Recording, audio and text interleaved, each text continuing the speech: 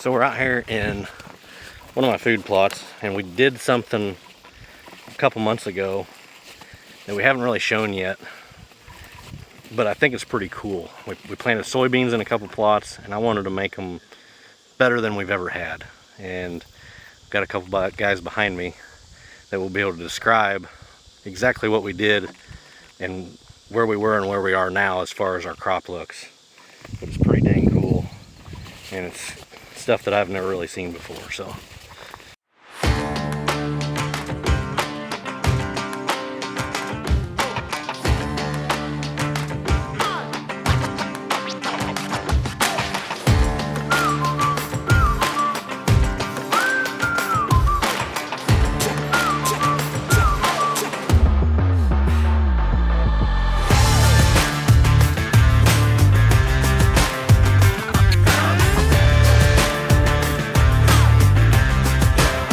alright guys, we're out here in the middle of one of my food plots.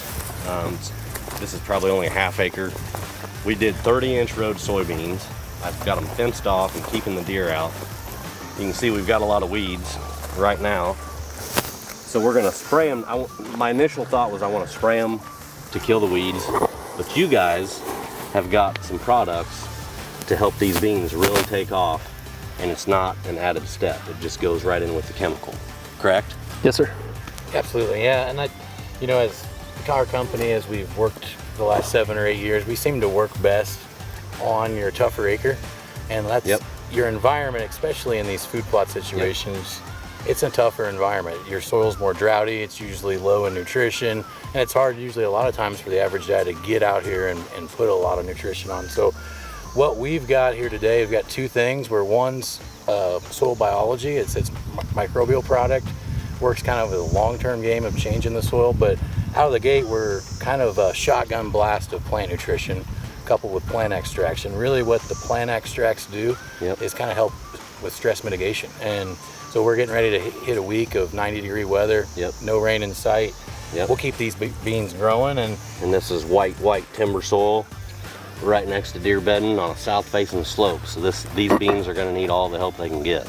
What we want to do is we want to attack the short-term approach, you know, to making things better, but we also figure if you're planting a food plot, you're probably going to keep this food plot for years and years to come, is the thought, right? So we can, with using bioag's technology with their biologicals, you know, we hope to improve the organic matter in the soil as the years go on. So if we can make a healthier crop, you know, make it something that deer love, and then also improve our soils over the years, it's kind of a win-win, you know. So that way we're not just solving the short-term problem.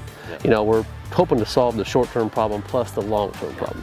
And the big things of riding along in a herbicide pass is herbicides. You know, our soybeans are tolerant of a lot of different herbicides, but what I see all the time is we stall growth, and especially in light timber soil like this, or you know, where we got deer browsing pressure, we do not want those beans to shut down for 7-10 days. So one of the big things, you know, another thing I think BioPlot does with BioAg is doesn't let that plant shut down. It metabolizes that herbicide and keeps moving forward like it was never sprayed. So keeps things moving. I think ultimately ends up turning into a nice thing. Which even it's important even if that's a 3 or 4 day window, even, right? I mean, that's still a big deal. I mean, 10 days in a growing season being shut down is a long time. And I think we see it all the time in our, you know, working with production ag farmers all the time. We see one of their big complaints is after I spray my beans, I don't do nothing for 2 weeks, and I think it's a little longer than we let on. So.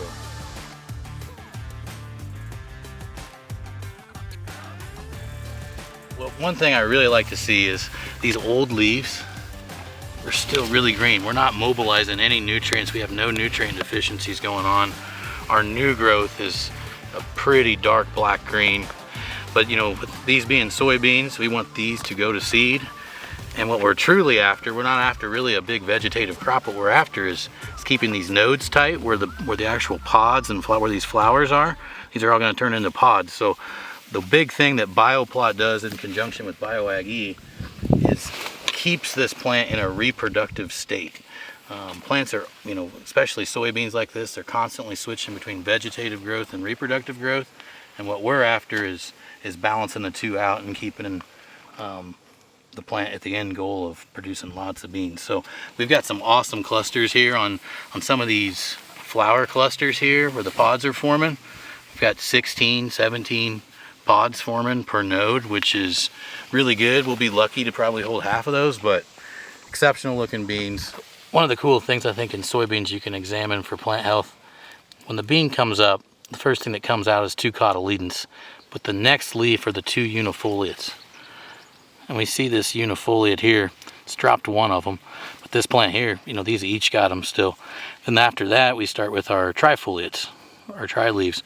But to hold a unifoliate all the way through what it was R2 going on R3 and these beans here is a testament to the overall plant health. And plant health is 2 parts. It's 1 part biology, 1 part nutrition. And so little indicators I look for plant health, and that's one of them. And I think that's a real testament to some of the things we've been doing here and the way Casey's been managing this.